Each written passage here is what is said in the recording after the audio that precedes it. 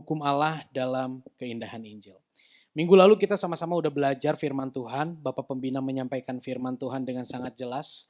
Dengan judul, Dia rela untuk terkutuk agar kita diberkati. Kita baca sama-sama tema ini ya. 1, 2, 3. Dia rela terkutuk agar kita diberkati. Saudara, inilah keindahan Injil.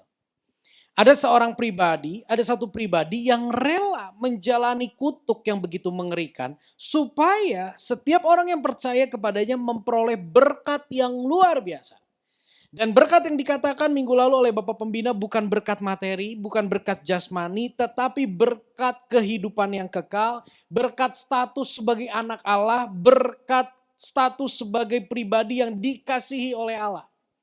Itulah gambaran dari berkat yang diberikan oleh Yesus melalui jalan dia mengambil hukuman yang harusnya kita tanggung. Inilah keindahan Injil. Yang nanti kita akan bahas ketika saya katakan inilah keindahan Injil, atau ketika saya katakan dua kata ini keindahan Injil, berarti kita mau sama-sama memiliki worldview yang sama, sudut pandang yang sama. Kita mau mengingat bagaimana dia rela menjadi terkutuk supaya kita diberkati. Di dalam perjalanan ini, di dalam perjalanan hidup seringkali kita bingung.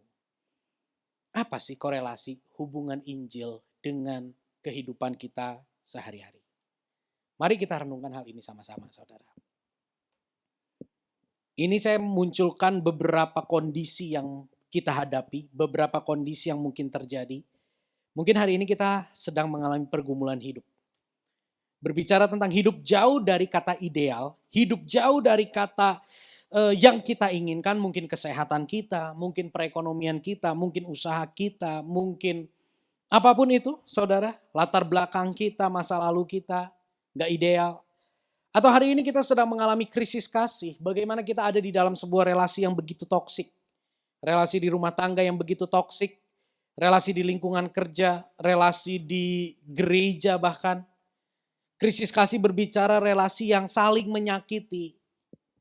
Atau hari ini kita sedang ada di dalam kondisi gini, kita sedang dirongrong untuk pengen bebas gitu. Pengen terlepas dari kebenaran firman Tuhan. Pengen ambil jalan sesukaku gitu ya. Kebebasan atau dorongan untuk mengejar kepuasan, meninggalkan kebenaran. Atau hari ini kita sedang ada di dalam kondisi kita punya mental transaksional. Kita mungkin taat, kita mungkin melakukan firman Tuhan, tapi dengan motivasi aku lakukan ini supaya Tuhan memberiku lebih. Aku lakukan ini supaya bikin Tuhan puhau ise gitu ya. Bikin hati Tuhan tuh gak enak gitu kalau gak kabulin doa Yusak gitu ya. Bikin Tuhan tuh gak enak kalau misalnya gak memberkati gitu. Kita memberi persembahan tapi dengan motivasi supaya Tuhan memberkati lebih. Kondisi-kondisi ini, 4 kondisi ini seringkali kita temukan di dalam perjalanan hidup kita. Kita tersakiti, kita di tengah pergumulan hidup, kehidupan yang gak ideal. Kita ingin bebas, kita taat tapi motivasi kita salah. Di tengah 4 kondisi ini, masihkah keindahan Injil itu mempesona kita? Tentunya di tengah kondisi yang tidak ideal itu gak enak. Sulit untuk bersyukur. Di tengah krisis kasih sulit untuk bersyukur. Di tengah keinginan untuk bebas sebebas-bebasnya kita mungkin merasa bahwa perintah Tuhan, firman Tuhan itu begitu mengekang kita. Di tengah mental kita yang transaksional kita melakukan firman, melakukan ketaatan tapi dengan motivasi yang salah. Masihkah keindahan Injil mempesona hidup kita? Masihkah berita tentang dia rela berkorban supaya kita diberkati. Dia rela terkutuk supaya kita diberkati. Masih enggak di tengah pergumulan kita menikmati keindahan Injil? Masih enggak di tengah kondisi yang kita begitu tidak dikasihi, kita merasakan keindahan Injil yang luar biasa? Seharusnya ini yang terjadi saudara. Ketika kita ada di situasi-situasi ini, ketika kita ada di pergumulan hidup, keindahan Injil menolong kita untuk memberi kita kekuatan, damai sejahtera di tengah pergumulan. Bahkan mungkin di tengah pergumulan hidup itu kita mengalami teguran yang luar biasa melalui keindahan Injil. Di tengah krisis kasih seharusnya kita memperoleh penghiburan. Seharusnya kita bisa memperoleh pemulihan hati di tengah kondisi relasi yang begitu toksik yang kita alami mungkin. Keindahan Injil sanggup memberikan penghiburan dan pemulihan hati. Di tengah dorongan hati untuk kita bebas, keindahan Injil sesungguhnya sanggup untuk memberi kita kerelaan untuk tunduk terhadap kehendaknya di tengah keinginan kita untuk bebas. Di tengah mental transaksional, seharusnya keindahan Injil memberi kita ketulusan dalam menghidupi kebenaran. Hari ini di tengah pergumulan, di mana penghiburan kita? Apa yang menghibur kita? Di tengah krisis kasih, apa yang menjadi obat untuk memulihkan hati kita? Ketika kita cari yang lain selain Tuhan, maka tinggal tunggu waktu kita akan dikecewakan kembali dan sebagainya. Situasi mana saudara? Dari 4 tadi, situasi mana yang di dalam hidup kita itu keindahan Injil itu masih terkaburkan. Dan akhirnya kita tenggelam di kekhawatiran, kita tenggelam di kepahitan, kita tenggelam dalam kebebasan kita, seenaknya hidup, kita tenggelam dalam tuntutan kepada Tuhan karena kita sudah melakukan firman Tuhan ini dan itu. Di sisi mana keindahan itu pudar? Di situasi apa keindahan itu pudar di dalam hidup kita? Hari-hari ini kita bahas tentang kitab Galatia. Jemaat di Galatia mengalami kepudaran keindahan Injil karena mereka punya mental transaksional. Jadi kenapa sih kita bahas kitab Galatia? Kenapa sih kita terus berbicara kitab Galatia dari bagian ke bagian? Karena Galatia merupakan sekelompok jemaat yang tadinya dia sudah mengenal Injil dengan benar, yang tadinya dia sudah tahu formula keselamatan dengan benar, yang sudah ada di track Tuhan yang benar, tapi diputar balik. Jangan sampai kita pun hari-hari ini demikian. Jangan sampai hari ini kita pun disesatkan dalam pengiringan kita akan Tuhan. Jemaat di Galatia telah mengalami kekaburan akan keindahan Injil karena mereka punya mental transaksional. Mereka lakukan ketaatan untuk memperoleh sesuatu dari Tuhan. Maka dari itu saudara, kita mau belajar pada sore hari ini saudara. Posisi firman Tuhan, posisi hukum Tuhan yang benar itu seperti apa? Contoh, kalau saya ke depan saat ini saya pakai kacamata hitam, maka semua akan jadi gelap. Bukan Anda yang salah, tapi kacamata saya yang salah. Bukan firman yang salah, tapi sudut pandang, cara pandang kita yang salah terhadap firman. Sehingga seringkali kita merasa firman Tuhan begitu tidak adil, begitu mengekang kita, begitu membuat kita jadi terkurung di dalamnya. Itu yang akan kita pelajari hari ini. Saudara, kita mau lihat ayat yang bagian yang pertama, Galatia 3 ayat 1 sampai dengan ayat yang kelima. Demikian firman Tuhan. Saudara-saudara orang-orang Galatia, kalian sungguh bodoh. Entah kalian sudah kena pengaruh siapa. Kematian Kristus di salib sudah saya terangkan dengan sejelas-jelasnya kepada kamu. Coba beritahukan kepada saya satu hal ini. Apakah kalian telah menerima roh Allah karena menjalankan hukum agama? Ataukah karena kalian mendengar kabar baik dari Allah dan percaya kepada Kristus? Mengapa kalian begitu bodoh? Kalian sudah memulai hidup baru dengan roh Allah.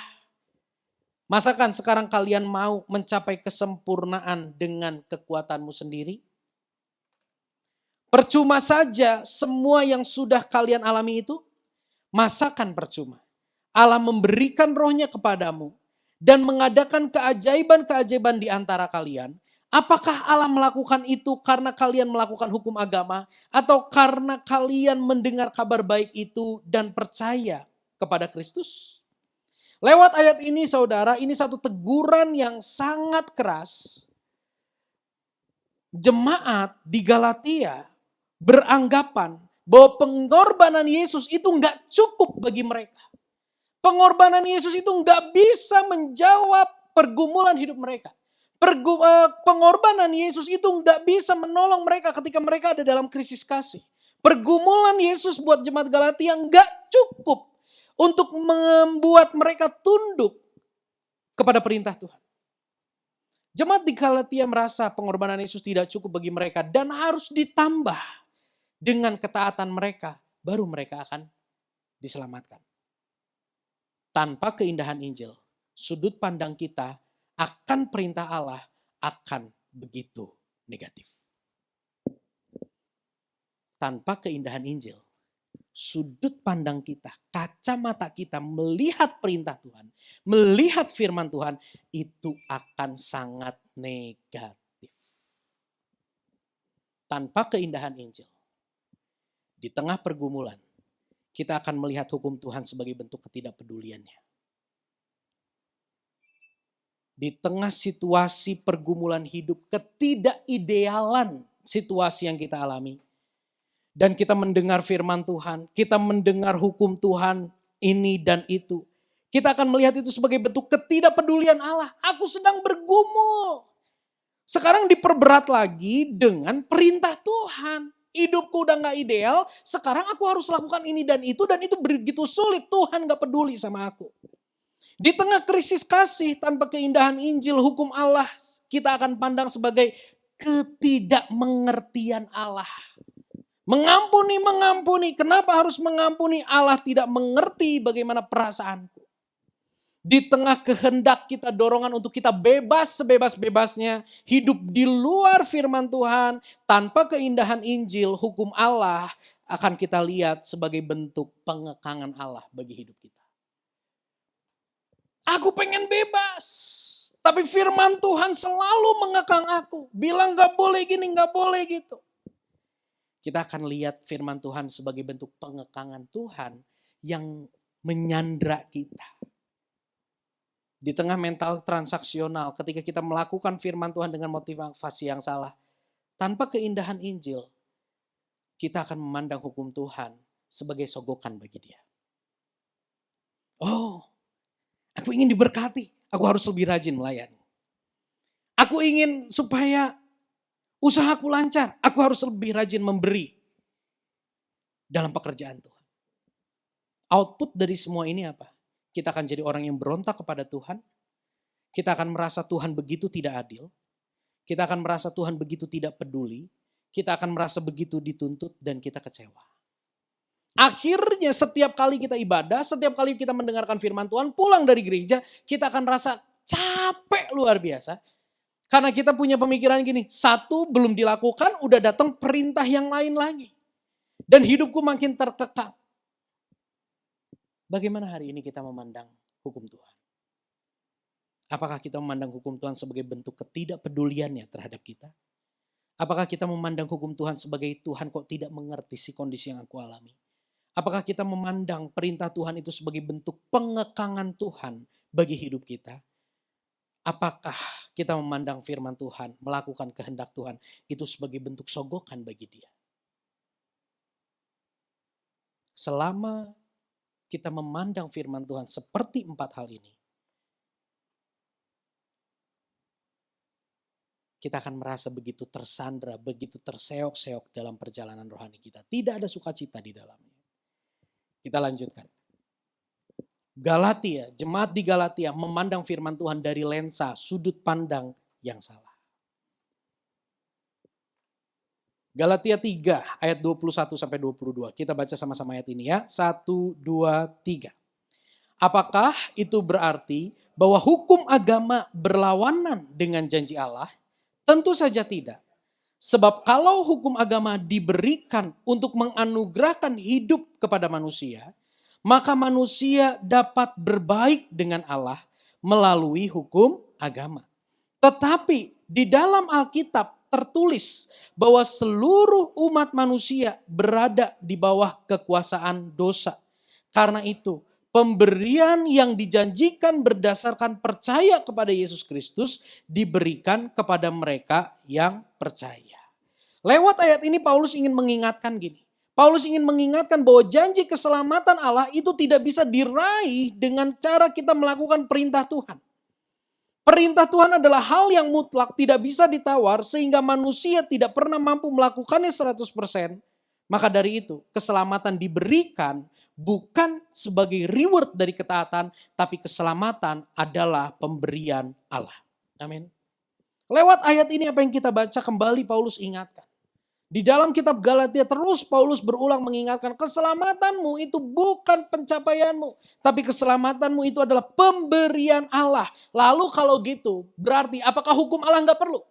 Apakah hukum Allah itu sesuatu yang sia-sia? Itu yang akan kita lihat. Sekalipun keselamatan dia diberikan, tapi perintah Allah, hukum Allah itu ada perannya di dalam hidup kita. Itu yang akan kita pelajari hari ini. Jika demikian, tidak perlukah kita taat? Apakah peran hukum Allah bagi kehidupan kita manusia? Kita akan lihat lebih dalam. Dalam Galatia 3 ayat 23 sampai 24 kita baca sama-sama. 1, 2, 3.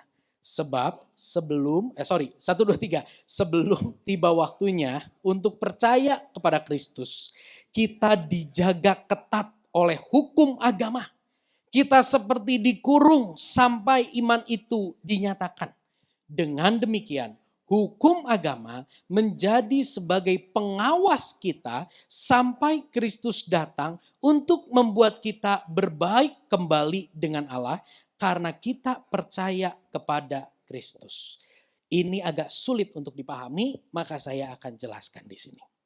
Paulus katakan gini, sebelum tiba waktunya untuk percaya kepada Kristus. Singkatnya gini, sebelum Anda dan saya percaya Yesus, sebelum kita percaya sama Yesus, hukum agama itu menjaga kita dengan ketat. Kita seperti dikurung. Pernah nggak saudara merasakan gini? Kalau aku nggak taat, aku takut Tuhan marah. Kalau aku nggak ibadah, aku takut Tuhan marah. Kalau aku nggak melayani, aku takut dia marah. Kalau aku tidak memberi, aku takut aku tidak diberkati. Pernah saudara mengalami hal itu? Di dalam kehidupan kita? Saya pernah.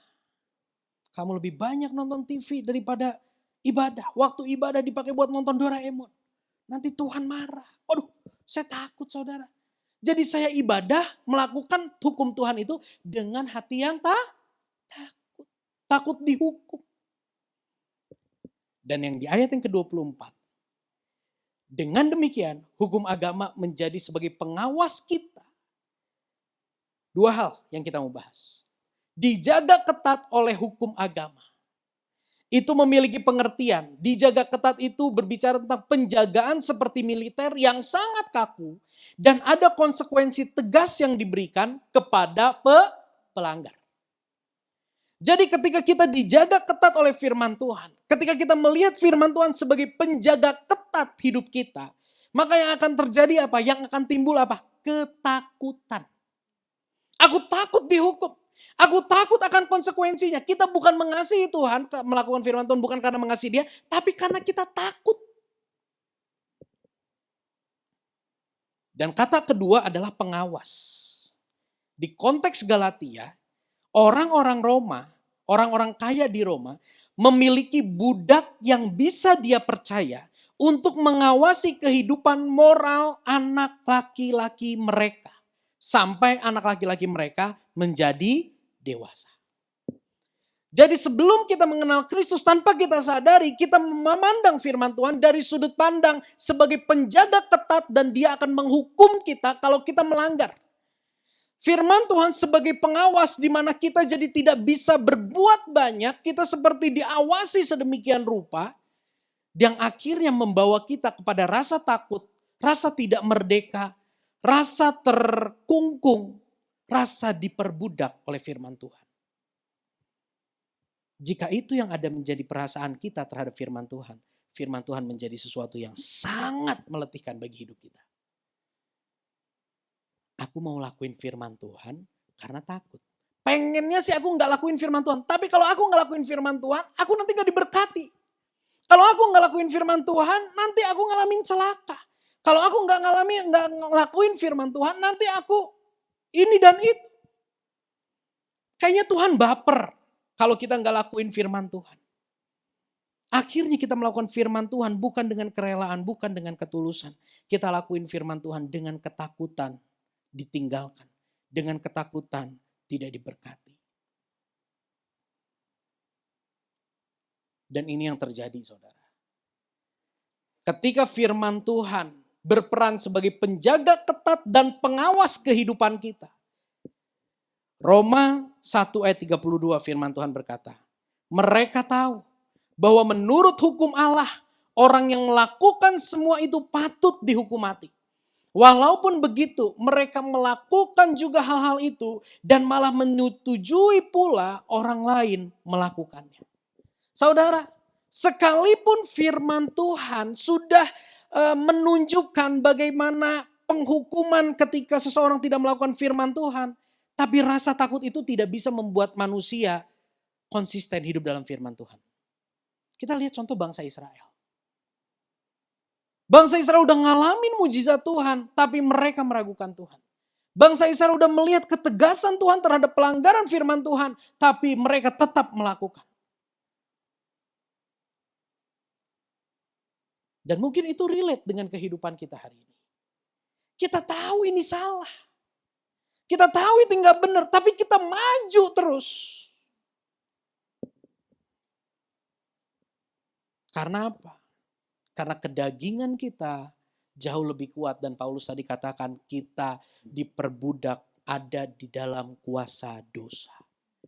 Akhirnya konsekuensi dari dosa, penghukuman dari dosa yang firman Tuhan nyatakan itu nggak lagi bikin kita takut. Hukum Allah tidak dapat menyelesaikan dan meredam kedegilan hati manusia. Kebebalan hati manusia sampai titik di mana mereka tahu konsekuensi dari dosa, namun mereka tetap melakukannya. Hukum Allah tidak bisa menyelesaikan. Hukum Allah yang menjaga dengan ketat, hukum Allah yang mengawasi kita dengan ketat, itu tidak bisa membuat hati kita taat sepenuhnya akan perintah Tuhan. Kabar baiknya buat kita. Di tengah kondisi kita tahu akan konsekuensi dosa. Di tengah kondisi kita tahu akan kengerian keberdosaan. Kita tidak taat, tapi ada kabar baik buat kita. Galatia 3 ayat 25 sampai 26 demikian firman Tuhan. Sekarang karena sudah waktunya manusia percaya kepada Kristus, maka kita tidak diawasi lagi oleh hukum agama. Karena kalian percaya kepada Kristus Yesus, maka kalian bersatu dengan Dia dan oleh karena itu kalian menjadi anak-anak Allah. Saudara, kalau kita lihat ayat ini satu kabar baik. Ketika Paulus menyadari bahwa pengawasan dari firman Tuhan, dari hukum Tuhan yang begitu ketat, itu tidak bisa membuat manusia berbaik dengan Allah. Firman Tuhan katakan gini, ketika kamu percaya kepada Kristus. Ketika kita percaya kepada Kristus sebagai Tuhan dan Juru Selamat. Menarik, kita tidak lagi diawasi oleh hukum Allah. Waduh, kita tidak lagi diawasi oleh hukum Allah. Di sini makin membingungkan. Lalu peran firman Tuhan apa di dalam hidup kita? Seharusnya worldview kita, sudut pandang kita pun berubah terhadap firman Tuhan ketika kita melihat keindahan Injil. Yohanes 1 ayat yang ke-14, demikian firman Tuhan. Firman itu telah menjadi manusia dan diam di antara kita. Dan kita telah melihat kemuliaannya, yaitu kemuliaan yang diberikan kepada Yesus sebagai anak tunggal Bapa, penuh kasih karunia dan kebenaran. Tunggu dulu sampai di sini. Ya. Kalau sebelum kita percaya sama Yesus, katakan sebelum. Sebelum kita percaya Yesus, kita melihat firman Tuhan. Itu sebagai tuntutan, itu sebagai hal yang begitu mengekang hidup kita. Kita melakukannya atas dasar ketakutan tanpa kerelaan. Tapi setelah kedatangan Yesus, seharusnya ketika kita melihat firman Tuhan, kita melihat kemuliaan Bapa. Karena Yesus adalah firman yang hidup. Kita melihat kemuliaan Bapa. Ketika kita melihat hukum Tuhan, ketika kita melihat firman Tuhan, seharusnya kita melihat kasih karunia yang melimpah dan kebenaran yang sempurna yang dinyatakan bagi kita. Saya ulangi ya, agak berat saudara. Sebelum kita mengenal Yesus, kita memandang firman Tuhan sebagai tuntutan, sebagai hal yang begitu mengerikan. Kalaupun kita lakukan ada maunya dan penuh dengan ketakutan. Tapi seharusnya perubahan terjadi ketika kita mengenal Yesus. Kita boleh melihat firman Tuhan. Itu penuh dengan kasih karunia dan kebenaran. Matius 5 ayat 17 firman Tuhan berkata, janganlah menganggap bahwa aku datang untuk menghapus hukum Musa dan ajaran nabi-nabi. Aku datang bukan untuk menghapuskannya, tetapi untuk menunjukkan arti yang sesungguhnya. Yesus datang untuk menghidupi firman itu dengan cara terbaik. Kita seringkali di luar Kristus melihat firman Tuhan itu dengan cara yang tidak baik, dengan cara yang salah. Tapi ketika kehadiran Yesus itu nyata, kita bisa melihat bagaimana sih seharusnya hukum Allah itu dituruti. Bagaimana sih seharusnya firman Tuhan itu dituruti. Firman Tuhan itu dituruti bukan karena takut akan pendisiplinan. Tetapi firman Tuhan kita turuti atas dasar kasih kepada Allah. Inilah yang Yesus lakukan. Inilah yang Yesus hidupi. Yesus bukan hanya memberi teladan hidup yang begitu sempurna. Yesus pengen nunjukin, gini loh caranya. Supaya benar kita lakuin firman Tuhan itu supaya benar tuh gini caranya. Lakukan atas dasar kasih kepada Tuhan. Yesus hadir untuk menunjukkan bagaimana seharusnya firman yang tertulis itu dihidupi. Kalau sebelumnya kita menghidupi firman dengan tuntutan. Sebelumnya kita menghidupi firman jauh dari kata sukacita. Kita menghidupi firman dengan penuh keterpaksaan.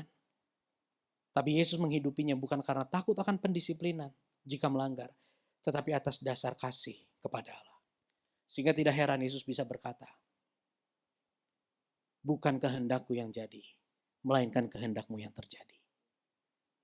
Kalau boleh cawan ini lalu daripadaku. Tapi bukan karena kehendakku, melainkan karena kehendakmu yang terjadi. Yesus katakan, biarlah kehendakmu yang terjadi. Bukan karena Yesus takut dihukum. Bukan karena Yesus takut tidak diberkati. Tapi karena begitu Yesus mengasihi, menghormati Bapa di sorga. Yesus rela memberi tuntutannya. Menyerahkan haknya ke dalam tangan Bapa. Dan itu bukan hanya terjadi di doanya. Di dalam perjalanannya ke atas kayu salib, Yesus benar-benar konsisten. Dia mau tunduk terhadap kehendak Bapa. Salib tidak dia lempar, paku dia tidak lempar. Orang-orang yang menyalib dia tidak perintahkan malaikat untuk membunuh mereka semua. Yesus melakukan kehendak Bapa atas dasar kasih.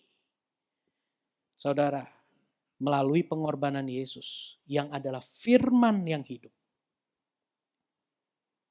Dia menjaga kita dengan ketat dan mengawasi kita dengan ketat. Tapi bukan dengan ketakutan dan penghukuman, tapi dengan kasih yang nyata lewat pengorbanannya. Ini yang membedakan, Kalau sebelumnya kita manusia melihat dari lensa yang salah, sebelum mengenal Yesus kita lihat firman Tuhan dari lensa yang salah sebagai tuntutan. Ini sebagai penjaga yang kayaknya kita takut banget untuk melanggarnya. Tapi setelah kematian pengorbanan Yesus yang adalah firman yang hidup di atas kayu salib. Dia bukan membiarkan kita hidup dengan dosa. Tapi dia menjaga kita ketat dengan kasihnya. Dia mengawasi kita dengan ketat. Bukan dengan ancaman, tapi dengan kasihnya. Lewat hal ini seharusnya kita tidak lagi melihat firman Tuhan sebagai sebuah tuntutan. Tapi sebagai bentuk kasih Tuhan dalam kehidupan kita.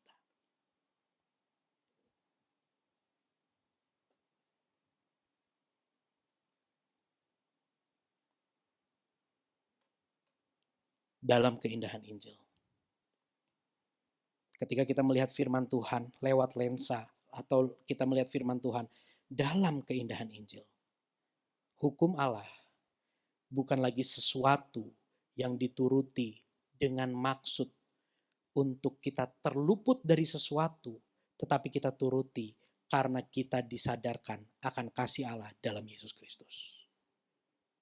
Tanpa keindahan Injil, kita lakukan firman Tuhan dengan tuntutan. Tapi ketika kita melihat keindahan Injil dalam pengorbanan Yesus, dia rela menjadi terkutuk supaya kita diberkati. Maka hukum Allah bukan lagi sesuatu yang kita turuti dengan ketakutan atau sebagai sogokan. Tapi kita melakukan atas dasar kita sadar bahwa Allah sudah begitu mengasihi kita. Masihkah keindahan Injil bekerja di dalam hidup kita sehingga kita bisa melihat bahwa firman Tuhan, perintah Tuhan, itu dia berikan sebagai bentuk kasihnya bagi kita.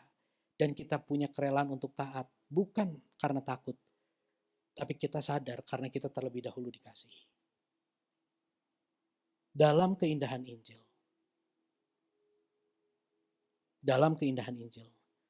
kita bisa mengalami gini, hukum Allah menolong kita untuk kita menyadari ketidakmampuan kita menghidupi hukum itu dan betapa seriusnya penghukuman karena dosa. Saudara, firman Tuhan, hukum Allah, perintah Allah, dia berikan kepada kita untuk sesungguhnya, untuk menolong kita, untuk kita sadar. Kita nggak bisa hidup taat tanpa pertolongannya. Lewat keindahan Injil kita bisa melihat firman Tuhan begitu tegas dan begitu serius ketika kita melanggar firman Tuhan. Yang seharusnya terjadi ketika kita diperhadapkan dengan kebenaran bukanlah kesombongan, tapi kerendahan hati. Dalam keindahan Injil, ketika kita diperhadapkan dengan kebenaran firman Tuhan, bukan kesombongan, tapi kerendahan hati. Kerendahan hati itu timbul karena ini. Lihat firmannya begini, aduh aku gak bisa lakukan ini. Muncullah kerendahan hati, kesadaran aku tidak mampu.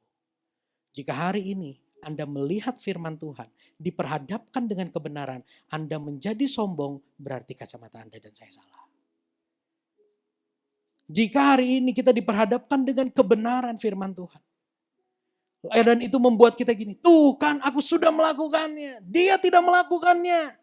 Kita menjadi sombong, kacamata kita salah.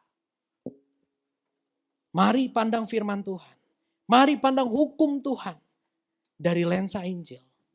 Supaya ketika kita diperhadapkan dengan kebenaran, kita memiliki kerendahan hati, bukan kesombongan. Kita menyadari ketidakmampuan kita melakukan firman itu dengan kekuatan sendiri. Dan seharusnya kita dihukum. Dalam keindahan Injil, hukum Allah bukan hanya menyadarkan kita akan kebobrokan kita, ketidakmampuan kita. Tapi dalam keindahan Injil, hukum Allah pun menuntun kita melihat betapa indah kasih karunia Allah dalam Yesus Kristus yang dilimpahkan bagi kita manusia berdosa. Ketika kita diperhadapkan dengan peraturan yang begitu strict yang tidak bisa dirubah. Kalau melanggar dihukum. Ketika kita lihat aturan itu, ada kerendahan hati. Di sisi lain ketika kita lihat perintah itu, kita pun bisa melihat apa yang Yesus sudah lakukan. Dia rela menggantikan menjalani penghukuman dosa yang begitu mengerikan yang seharusnya kita tanggung.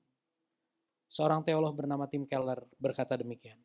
Di dalam keindahan Injil, kita disadarkan akan keberdosaan kita yang jauh lebih parah dari yang kita bayangkan. Namun juga di sisi lain, kita dikasihi jauh lebih dari yang kita harapkan. Hanya lewat keindahan Injil, kita bisa disadarkan betapa bobroknya kita. Kalau hari ini kita masih terus melihat kebobrokan orang lain, satu jari menunjuk ke arah sana, ingat ada 3 jari menunjuk ke arah kita. Itulah seharusnya yang firman Tuhan kerjakan di dalam hidup kita. Menyadarkan kita akan ketidakberdayaan kita keluar dari keterikatan dosa. Sekalipun kita tahu itu salah. Tapi di sisi lain keindahan Injil pun berbicara bagaimana kita dikasihi. Jauh lebih dari yang kita harapkan.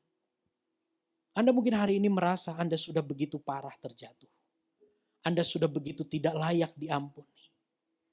Saya mau katakan, Allah memandang keberdosaan kita lebih parah dari yang kita pandang. Tapi di sisi lain, kasih-Nya jauh lebih besar dari yang kita harapkan.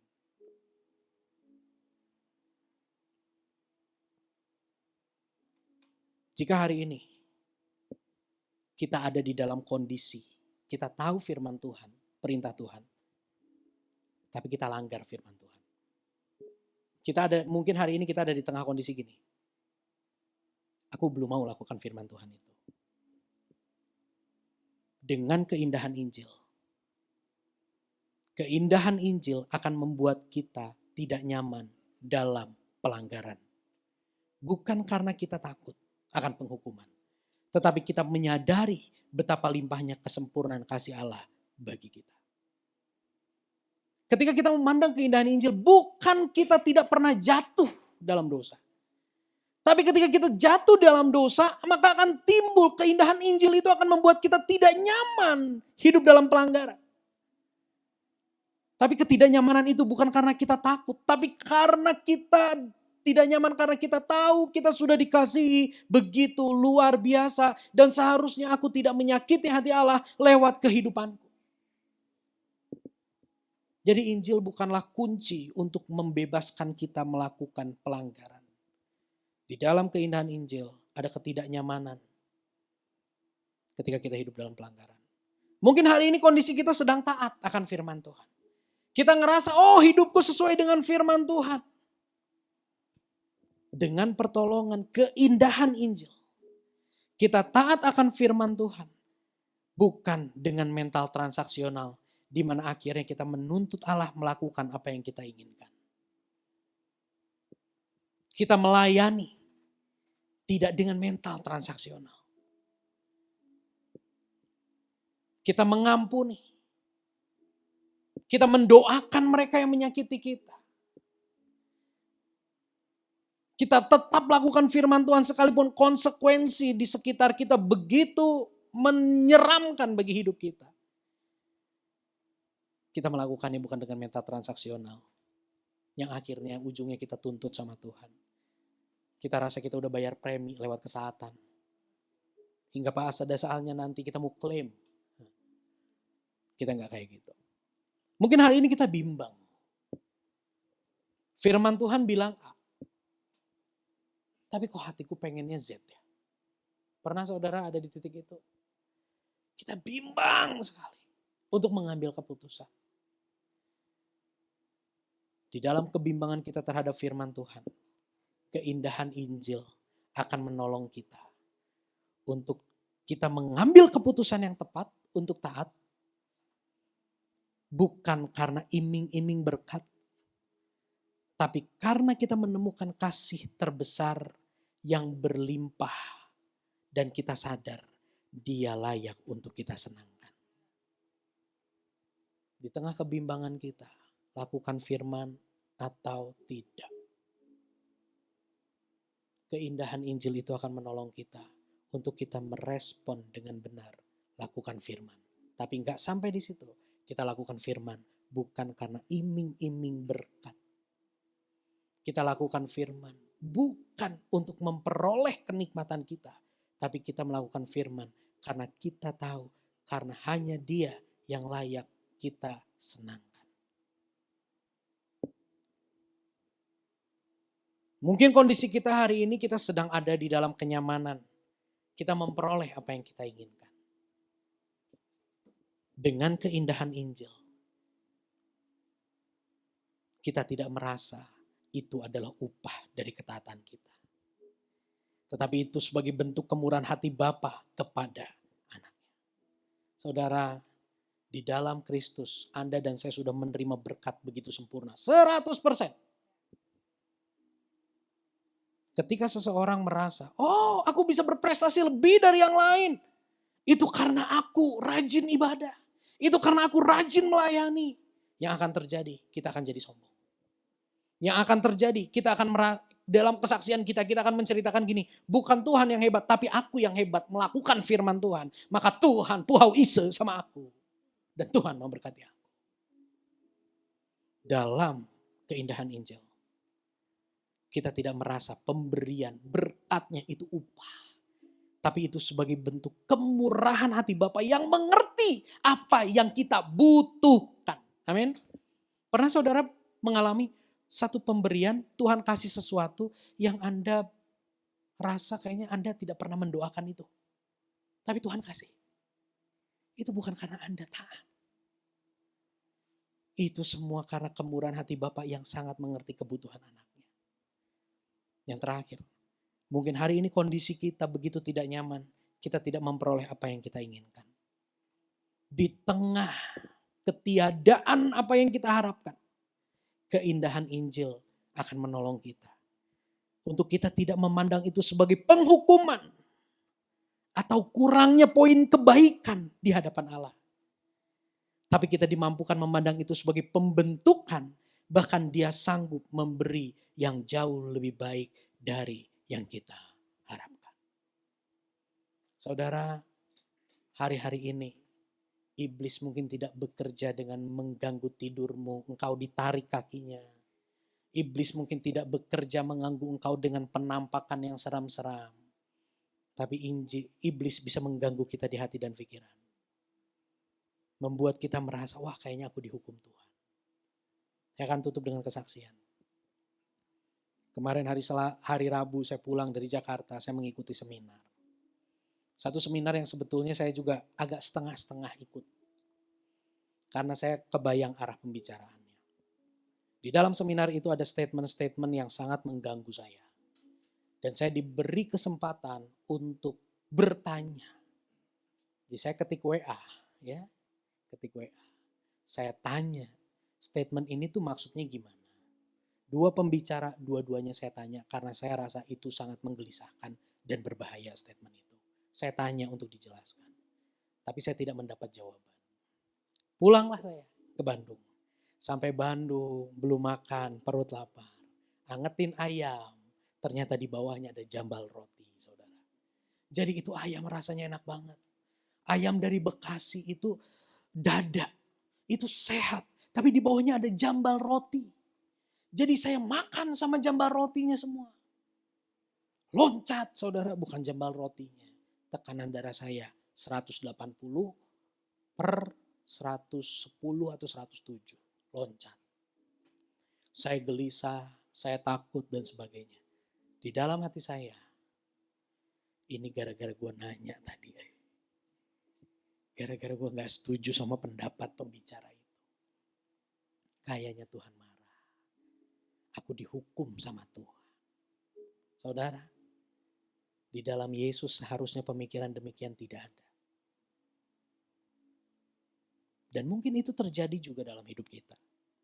Ada kalanya iblis bekerja, bikin menceng sedikit sudut pandang kita terhadap firman Tuhan. Maka dari itu yang paling terakhir, saya undang pemain musik. Kiranya Roh Kudus menolong kita untuk kita senantiasa memandang hukum Allah melalui keindahan Injil, melalui lensa Injil.